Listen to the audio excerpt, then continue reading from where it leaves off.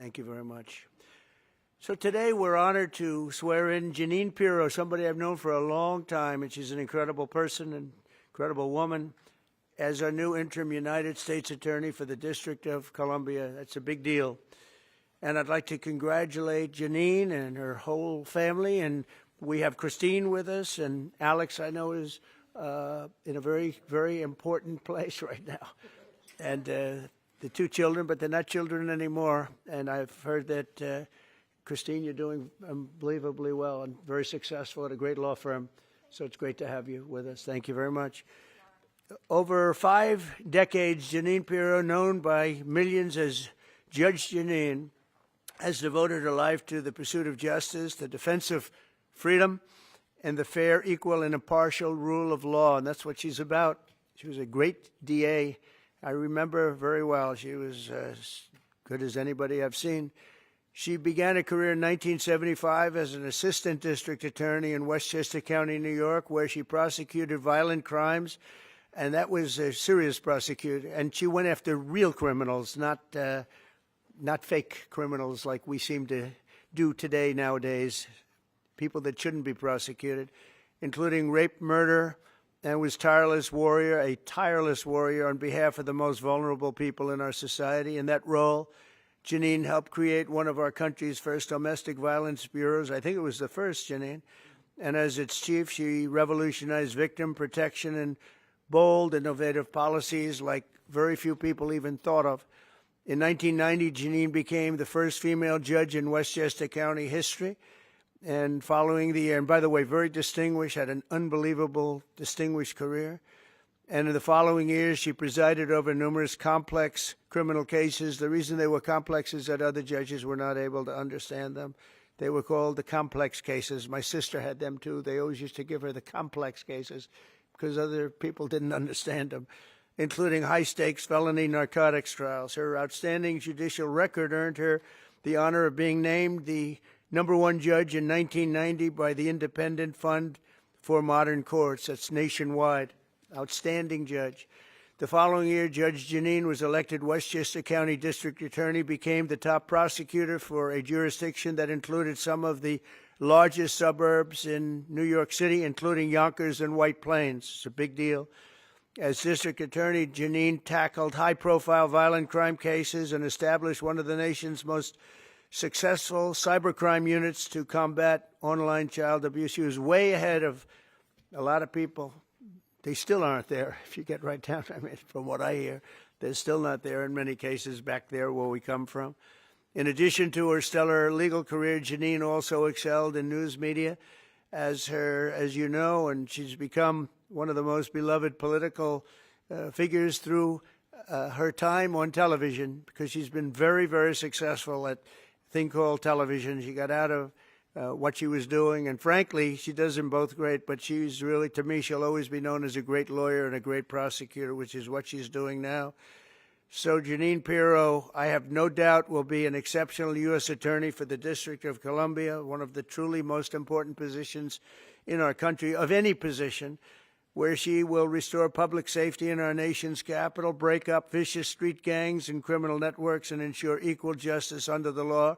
You'll see very, very big improvements in the D.C. area, that I can promise you. So I want to congratulate Jeanine. I want to congratulate you and Christine and your whole family on this undertaking. And as you know, Pam Bondi is doing an unbelievable job as our real leader in the fight against crime.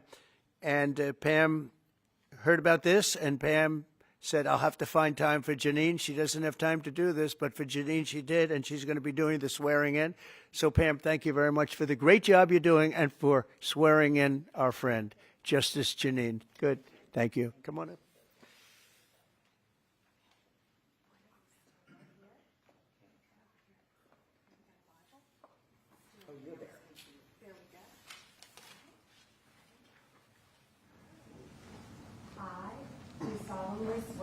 I, Jeanine Pirro, do solemnly swear that I will support and defend the Constitution of the United States that I will support and defend the Constitution of the United States against all enemies, foreign and domestic, against all enemies, foreign and domestic, and that I will bear true faith and allegiance to the same, and that I will bear true faith and allegiance to the same, and that I take this obligation freely, and that I take this obligation freely without any mental reservation without any mental reservation or purpose of evasion, or purpose of evasion, and that I will well and faithfully and that I will well and faithfully discharge the duties discharge the duties of the office upon which I am about to enter. of the office upon which I am about to enter. So help me God. So help me God. Congratulations. Thank you.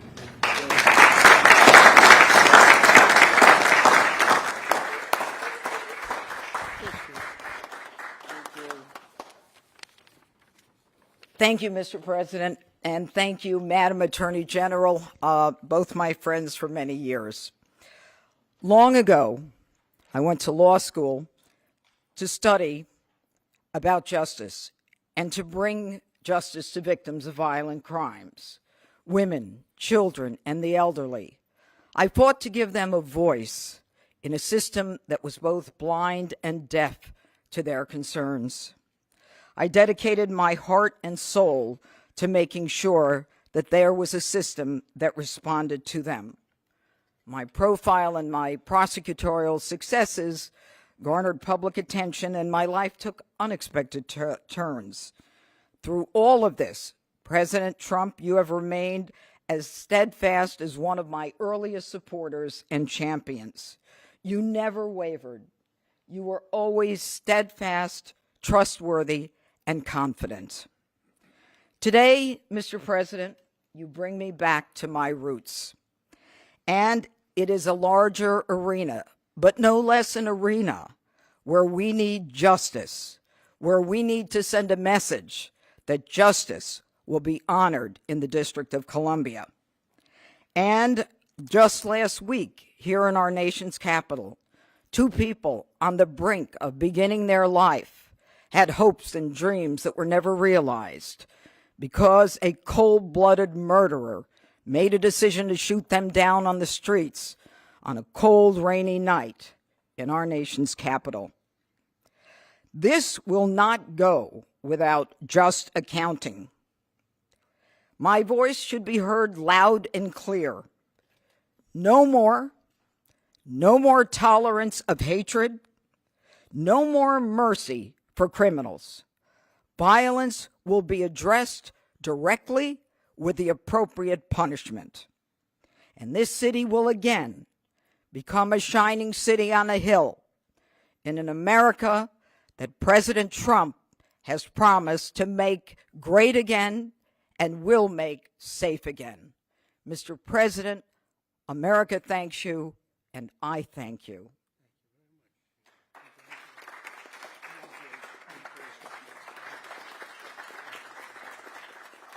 Any questions for Jeanine? Any questions? Oh, boy. Anything for Jeanine? You just want to talk to him. I get it. Thank you. She's going to be fantastic. Thank you very much. Thank They you really- all. Thank There's you. no question because there's no doubt. We have no doubt you're going to be fantastic. Thank you, Mr. President. Mr. President, Mr. President, Mr. President, Yeah, please. Mr. President. On Russia, Mr. President? Please.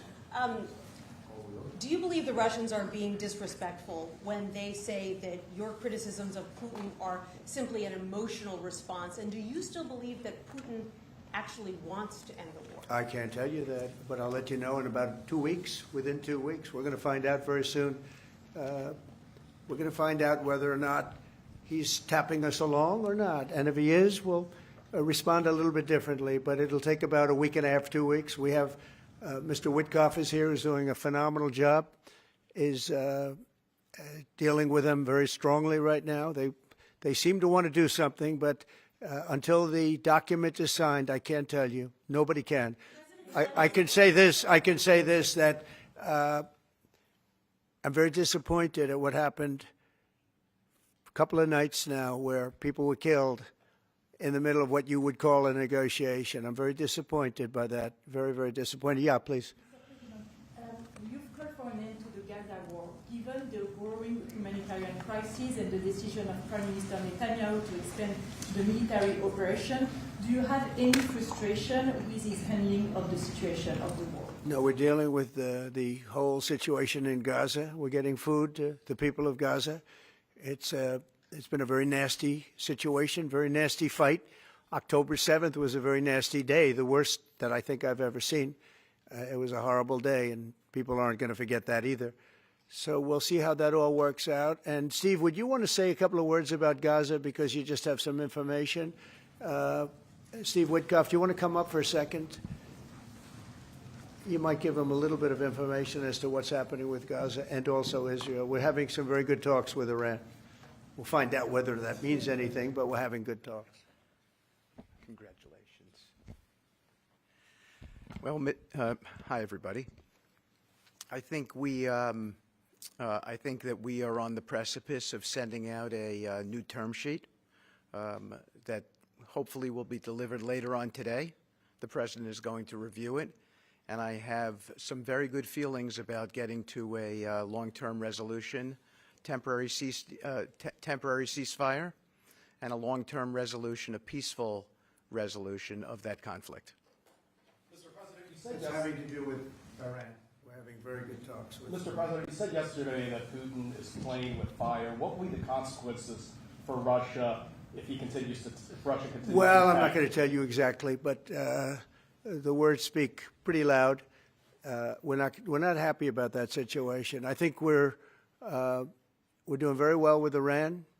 I think we're doing very well with Gaza, but we are doing very well with Iran, and I think we're going to see something very sensible, because there are only two outcomes. You know what the two outcomes is: a smart outcome and there's a violent outcome, and I don't think anybody wants to see the second. But I think we've made a lot of progress, and we'll see. You know, they still have to agree to the final stages of a document, but I think you could be very well surprised what happens there, and it'd be a great thing for them. They could have a great country into the future. Yeah. Mr. President, Elon Musk in a television interview criticized the one big, beautiful bill, saying he was disappointed it didn't cut enough, essentially, that it undercut the DOGE efforts. What's your reaction to that? Well, the reaction's a lot of things. Number one, we have to get a lot of votes. We can't be cutting. We need to get a lot of support, and we have a lot of support. We had to get it through the House. The House was. We have no Democrats. You know, if it's up to the Democrats, they'll take the 65% increase. You know, if that doesn't get approved, this country is going to have a 65% increase in taxes and lots of other problems, big problems, almost bigger than that. But we'll have a 65% increase as opposed to the largest tax cut in the history of our country. We will be negotiating that bill, and I'm not happy about certain aspects of it, but I'm thrilled by other aspects of it. That's the way they go. It's very big. It's the big, beautiful bill, but the beautiful is because of all of the things we have. The biggest thing being, I would say, the level of tax cutting that we're going to be doing. We're going to make people really be able to. We'll have the lowest tax rate we've ever had in the history of our country, and tremendous amounts of benefit are going to the middle-income people of our country, low and middle-income people of our country. So we're going to see what happens, because the Senate, as you know, is negotiating with us, and they have to then go back to the House, and, you know, it's got a way to go. But I have to say, Speaker Johnson and Thune have done an incredible job. John Thune has done a fantastic job, and they're working together with me and others. And I think we have an amazing, if we pull this off, remember, we have 0 Democrat votes because they're bad people. There's something wrong with them. You know, they'll let people pour into our country. Single biggest problem is we had 21 million people pour into our country, probably higher than that.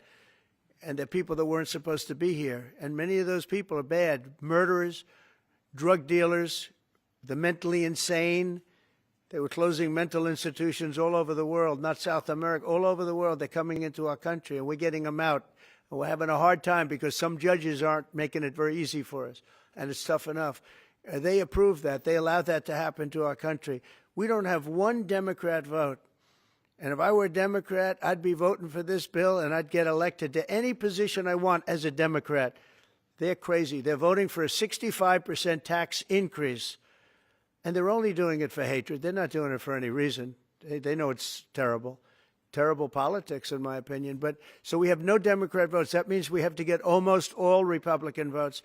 And I think we're very close to doing that. I think it'll be very successful. Yeah, please. Mr. President, Wall Street analysts have coined a new term called the taco trade. They're saying Trump always chickens out on your tariff threats, and that's why markets are higher this week. What's your response to that? I kick out?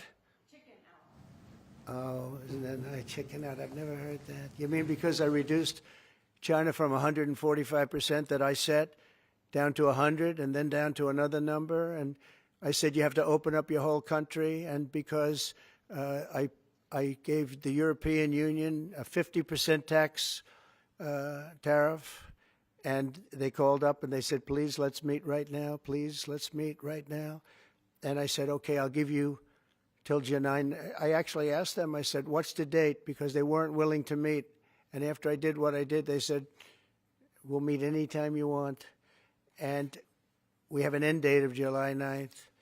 You call that chickening out? Because we have $14 trillion now invested, committed to investing when Biden didn't have practically anything. This country was dying. You know, we have the hottest country anywhere in the world. I went to Saudi Arabia. The king told me. He said, you got the hottest we have the hottest country in the world right now. 6 months ago, this country was stone cold dead. We had a dead country. We had a country people didn't think it was going to survive, and you ask a nasty question like that. It's called negotiation. You set a number. And if you go down, you know, if I set a number at a ridiculous high number and I go down a little bit, you know, a little bit, they want me to hold that number, 145% tariff. Even I said, man, that really got up. You know how it got? Because of fentanyl and many other things, and you added it up. I said, where are we now? We're at 145%. I said, whoa, that's high. That's high. They were doing no business whatsoever, and they were having a lot of problems. We were very nice to China. I don't know if they're going to be nice to us, but we were very nice to China. And in many ways, I think we really helped China tremendously because, you know, they were having great difficulty because we were basically going cold turkey with China. We were doing no business because of the tariff, because it was so high.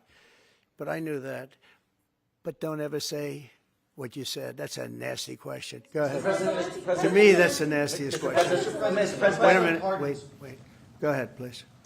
Go ahead. President Zelensky says he's ready to sit down with you and Vladimir Putin in Geneva, and it sounds like General Kellogg is working on preparations for that. Are you planning to sit down with the two of them? Well, I will if it's necessary. You know, it takes.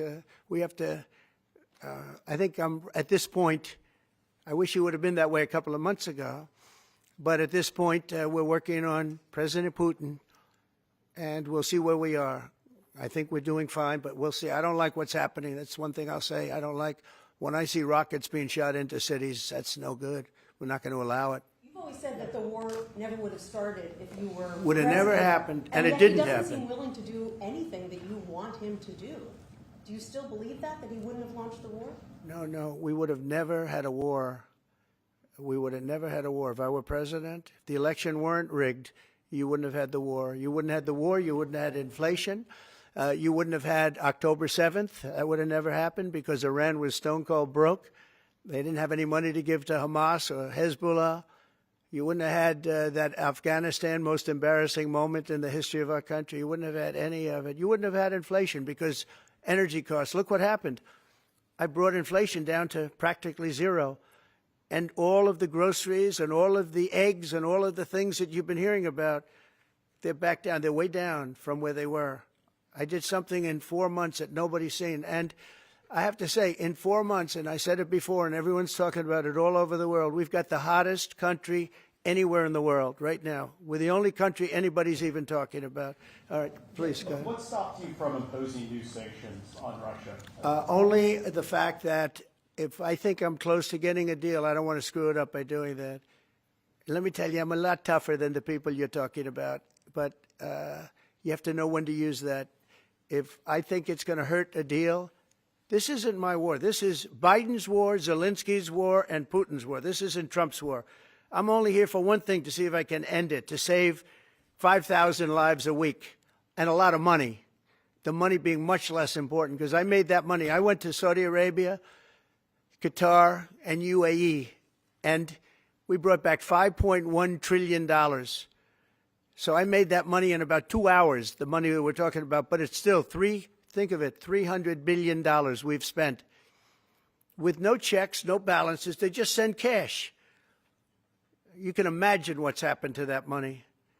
I never saw anything like it in my life, but I'm more interested because I picked up $5.1 trillion and, by the way, got a beautiful, big, magnificent, free airplane for the United States Air Force, okay? Very proud of that, too. They tried to say, oh, it's Trump's airplane. Oh, yeah, sure. It's too big. Frankly, it's too big, much too big. When can we expect that to be the Air Force One? Well, it's here already. Yeah. It's in the country. It's being refitted for military standard. How much will it cost to refit it? Oh, I don't know. Whatever it is, a hell of a lot less than building a new one. We're waiting too long from Boeing. Boeing has got to get its act together. Yeah. Sir, on Nippon Steel, this arrangement that was just announced in Yeah. the golden share, is that an arrangement you would consider for TikTok as well? Nothing to do with TikTok. Totally different kind of a deal. We'll have to get, to do it properly, we'll probably have to get China's approval. China's never easy. China's never easy. But I think we'll be able to save TikTok. I'd like to save TikTok. I mean, TikTok was very good to me. I won the young people by 37%. No Republicans ever won, and I won by 37%. And Charlie Kirk will tell you TikTok helped, but Charlie Kirk helped also. Oh, he just happens to be here. Look at him. He loves that we mentioned that name, right, Charlie? He's done great, and I appreciate all the help. But with young people, we won by 37%, Charlie, and you helped. But TikTok was amazing, and he was the first one. He said, "Get on TikTok." So I have a little bit of a warm spot. I know I shouldn't. They'll say quid pro quo, put him in jail for the rest of his life. Quid pro quo. No, TikTok was very good to me. I won young people. I don't know if it was because of TikTok, but it was something happened. No Republican has ever won they call them young people. Young people, you can define it a lot of different ways, but I won every age group in young people. And it never happened, and won by 37%. That's a lot. Yeah. President, back on Iran, did you warn Prime Minister Netanyahu against taking some sort of actions that could disrupt the talks there in a phone call last week? Well, I'd like to be honest. Yes, I did. Next question, please. Just last on sanctions. I did, yeah. If Senate Republicans want to push It's not a warning. I said I don't think it's appropriate. What exactly did you tell him? Did you I just said I don't think it's appropriate. We're having very good discussions with him, and I said I don't think it's appropriate right now. Because if we can settle it with a very strong document, very strong, with inspections and no trust. I don't trust anybody. I don't trust anybody. So no trust. I want it very strong where we can go in with inspectors. We can take whatever we want. We can blow up whatever we want, but nobody getting killed. We can blow up a lab, but nobody's going to be in the lab, as opposed to everybody being in the lab and blowing it up, right? Two ways of doing it. Yeah, I told him this would be inappropriate to do right now because we're very close to a solution. Now, that could change at any moment. Could change with a phone call. But right now, I think they want to make a deal, and if we can make a deal, save a lot of lives. When do you think a deal could happen on Iran? On which? A deal with Iran could happen. When do you I don't know. I think over the next couple of weeks, if it happens. Yeah. And on the, when could the administration resume the interviews for foreign students' visa? When do you think your administration could resume these interviews? On what? For the foreign student visa. Yesterday there was... For the French visas? For the French too, but all the foreign students. Oh, for the foreign visas? What are you referring? Foreign visas for what? Are you talking about for colleges? Okay, so you're off of Israel. Now you're talking about colleges, right? Yes, now. Okay. Well, we're going to see. Look, Harvard has been a disaster. They've taken $5 billion plus. $5 billion. Nobody knew that they were making this kind. If we didn't do this, we would have never found this out, Pam. They're taking $5 billion. And I'd rather see that money go to trade schools. And by the way, they're totally anti-Semitic at Harvard, as you know, and some other colleges too, in all fairness to them. And it's been exposed, very exposed. And I think they're dealing very badly. Every time they fight, they lose another $250 million. Yesterday we found another $100 million. And they have, they have a fund, an endowment, $52 billion. All right? They get a lot of that from the United States. And I think it's ridiculous. I think everyone's coming up to me saying, we love the idea of trade schools. With that kind of money, and money from others, but money from them, you can have the best trade schools anywhere in the world. You give them to Iowa, Indiana, lots of good states, well-run states, and you give them the money. They can only be used for trade schools, and they'll teach people how to build motors and cars and AI. The AI, we're building plants. We're building hundreds of billions of dollars worth of AI plants. Already started, many of them. We've never had a boom like we're having now. You're going to see it. There's never been anything like it. So we're up to about $14 trillion in investments. There's never been anything even close. You look at Biden, this guy, they had people leaving as opposed to investing. And they're doing it because of November 5th, and they're doing it because of the tariffs. The tariffs have been tremendous. I can promise you, and I have great respect for the people at the European Union, they wouldn't be over here today negotiating if I didn't put a 50% tariff on. The sad thing is now when I make a deal with them, it's something much more reasonable. They'll say, oh, he was chicken. That's so unbelievable. I usually have the opposite problem. They say, you're too tough. Mr. President, on Harvard, there were some Jewish students protesting on campus yesterday. They said they don't want you making these huge cuts, cutting off student visas to Harvard in their name, because they feel Harvard like it has makes to them show more us. of a target. Okay, Harvard has to show us their lists. They have foreign students. About 31% of their students are foreign-based, almost 31%. We want to know where those students come. Are they troublemakers? What countries do they come? And we're not going to, if somebody is coming from a certain country and they're 100% fine, which I hope most of them are, but many of them won't be, you're going to see some very radical people. They're taking people from areas of the world that are very radicalized, and we don't want them making trouble in our country. So I saw yesterday that in the middle of the UK, there was a nice young man. He wants to go back to school at Harvard, and he looked good to me, but I want to check his past. But we want to be able to see why, these countries aren't helping us. They're not investing in Harvard and we are. So why would 31%, why would a number so big? I think, number one, I think they should have a cap of maybe around 15%, not 31%. We have people who want to go to Harvard and other schools. They can't get in because we have foreign students there. But I want to make sure that the foreign students are people that can love our country. We don't want to see shopping centers exploding. We don't want to see the kind of riots that you had. And I'll tell you what, many of those students didn't go anywhere. Many of those students were troublemakers caused by the radical left lunatics in this country. All right, one more question. President, Yeah, go ahead, please. Will you pardon the people who are accused of conspiring to kidnap Michigan Governor Gretchen Whitmer? I'm going to look at it. I will take a look at it. It's been brought to my attention. I did watch the trial. It looked to me like somewhat of a railroad job. I'll be honest with you. It looked to me like some people said some stupid things. They were drinking, and I think they said stupid things. But I'll take a look at that. And a lot of people are asking me that question from both sides, actually. A lot of people think they got railroaded. And probably some people don't. One more. Go ahead. Yeah. Go ahead. How will the confrontation with Harvard end? You will see. I don't know. I don't know. Harvard's got to behave themselves. Harvard is treating our country with great disrespect, and all they're doing is getting in deeper and deeper and deeper.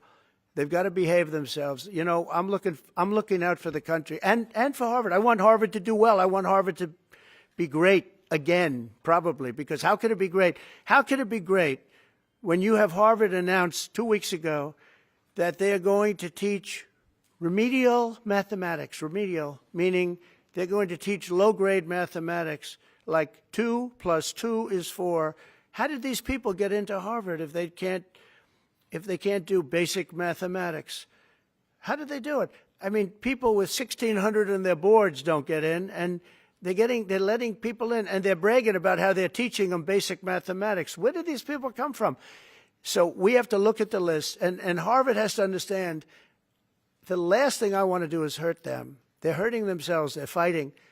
You know, Colombia has been really, they were very, very bad what they've done. They're very anti-Semitic and lots of other things. But they're working with us on finding a solution. And, you know, they're taking off that hot seat. But Harvard wants to fight. They want to show how smart they are. And they're getting their ass kicked. Thank you very much, everybody. Thank you guys. Thank you guys. Headed right back out this door. Thanks, guys. Good luck on it. You are so great. Thank you.